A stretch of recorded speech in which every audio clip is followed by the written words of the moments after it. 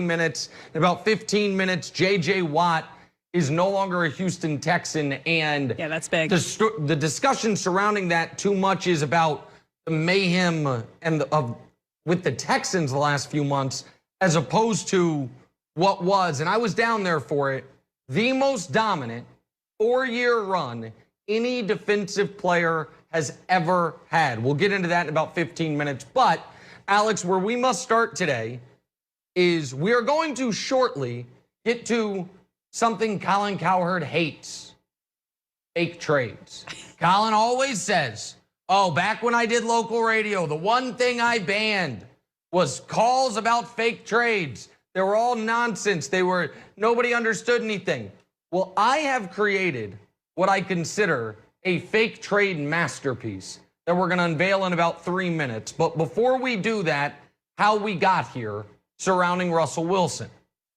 There were quiet rumblings about Russell Wilson's, how nonplussed he was, let's call it that, with the Seahawks offensive approach, with the lack of resources dedicated to his offensive line, which since he came into the league, they have spent the least amount of dollars on offensive linemen. Since he came into the league, they have not drafted and signed to a second contract a single offensive lineman. You heard that right. Since Russell Wilson came into the league, there's not a single Seahawks lineman that they drafted that they kept beyond his rookie deal, but they were just quiet rumblings. Brandon Marshall on First Things First said a few things, and we were listening, but there was so much other quarterback potential movement and it seemed so incredibly difficult to imagine Russell Wilson anywhere other than Seattle that it wasn't really a story until Monday, when Russell Wilson went on with Dan Patrick and said, yeah, I want to be involved with decision making. No, I'm not involved with decision making.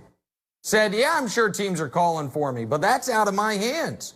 Then did a media conference call and said, yeah, I get hit too much. Nobody likes to get hit, and I get hit too much. And he's not wrong, by the way. No quarterback in NFL history has been sacked more times over the first 9 seasons than Russ.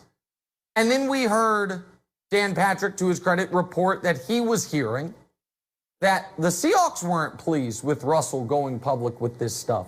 But more so than what we heard, the story to me, as we sit here on Friday, is what we haven't heard.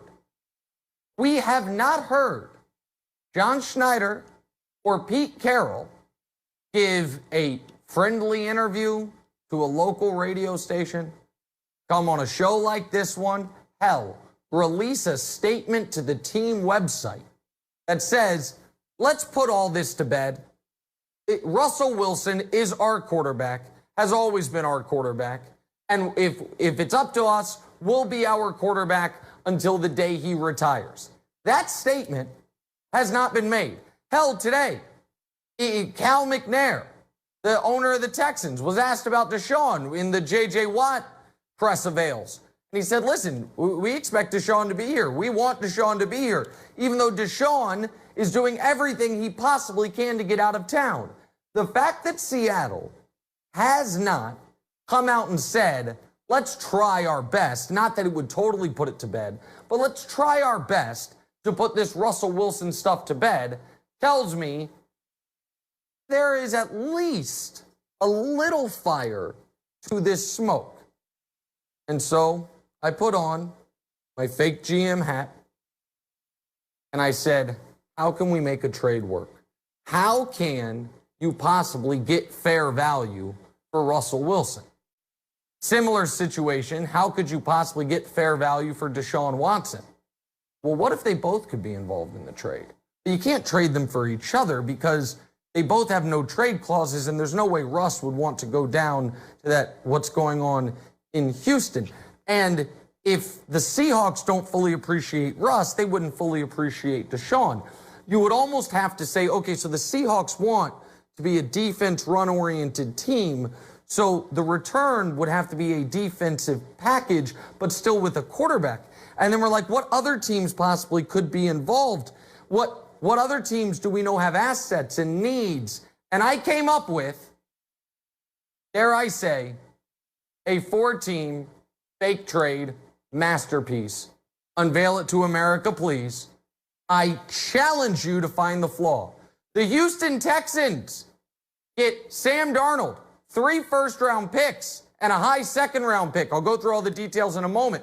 The New York Jets receive Russell Wilson. Sierra, after living in the Pacific Northwest, gets to live in the media capital of the world, New York City. Russ gets Mekhi Becton, great left tackle, bunch of cap space, Quinnen Williams, and all of a sudden free agent destination if Russell Wilson's there. The Seahawks get Jimmy Garoppolo, Nicky Bosa, and 2 first-round picks, and the 49ers, Kyle Shanahan, finally has the perfect quarterback to run his system. So let's go team by team. How does it work? And again, I understand right now your mind is blown.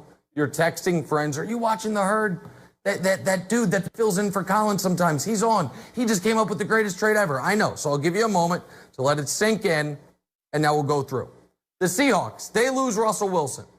What they get back is Jimmy Garoppolo and his very affordable contract. Nicky Bosa, the all-pro caliber pass rusher, the 23rd overall pick of this year's draft, and the Niners' first rounder next year. So you're losing Russ. But what you are getting is 2 first-round picks, Nicky Bosa, who if he were just traded straight up, probably gets you 2 first-round picks, and a quarterback who's going to have no problem running Pete Carroll's run offense, play action, run. You know why? He played a damn playoff game where he threw 8 passes. Jimmy G just happy to be there. Pete Carroll can go back to his roots. Defense. So you trade away Russ. You get Nicky Bosa, who's worth 2 1s, an actual 1, and a future 1, plus a quarterback to boot. Give me the next team. The Niners. It seems like they're giving up a lot. They're giving away Jimmy Garoppolo, the best player on their team, Nicky Bosa, their first-round pick this year, which is 12th overall, and their first-round pick next year.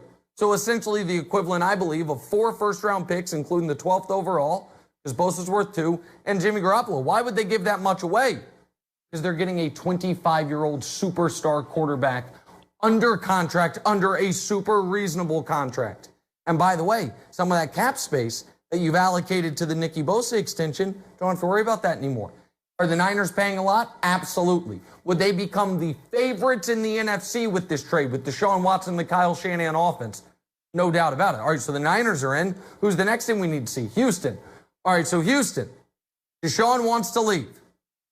The only way you can sell it to the 38 fans you have left at this point is if you're going to have a quarterback step in his place. That quarterback's not actually Sam Darnold, but just more on that in a moment. So you lose Deshaun Watson. You get the 2nd pick of the draft from the Jets. Oh, wait. Hi, Justin Fields. How do you like the Sugar Land area? It's where I lived. It's pretty good. Get a lot of house for a little bit of money. You get the 12th overall pick.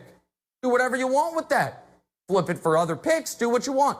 34th overall pick. That's damn near a first rounder.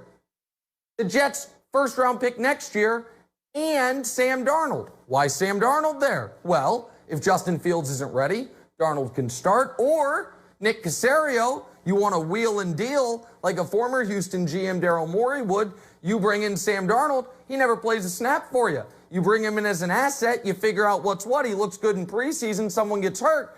All of a sudden, you trade Sam Darnold. Maybe you get another 2nd round pick for him. So you're losing Deshaun. What you are getting is the 2nd pick of the draft, so Justin Fields, another blue chip player in the 12th overall pick, the 34th pick of the draft, the Jets' first rounder next year, and a quarterback who just a few years ago was the 3rd overall pick. All right, so now one last team, the Jets. We know what the Jets are getting. Mr. Unlimited himself, one of the 3 best players in the entire league. So what are they trading away? Darnold, no problem. 2nd overall pick, okay. 23rd overall pick, don't love it, but no problem. 34th overall pick, and next year's first round pick.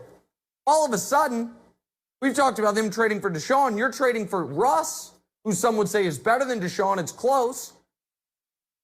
And your pick allotment doesn't bleed into 2023. You have all your own picks after next year's draft. Yeah, you don't have, you had 3 picks in the top 34 this year. Now you have none, and you don't have a first rounder next year. But what you have is Russell bleeping Wilson. And guess what? New York City plus Russell Wilson plus $90 million in cap space, all of a sudden, free agent destination. All of a sudden, if folks are like, well, I want to go play in New York, I go play with the Giants and Daniel Jones. or the Jets and Russell Wilson in a super winnable division. Now, would Russ want to go there? I don't know, but I bet Sierra does. And as a married man to a very powerful, strong-willed woman myself, I'll tell you this, I can't move anywhere she doesn't want to go. And in fact, she might even tell you, the last 2 times we've moved, you've called it. It's now my turn to call it.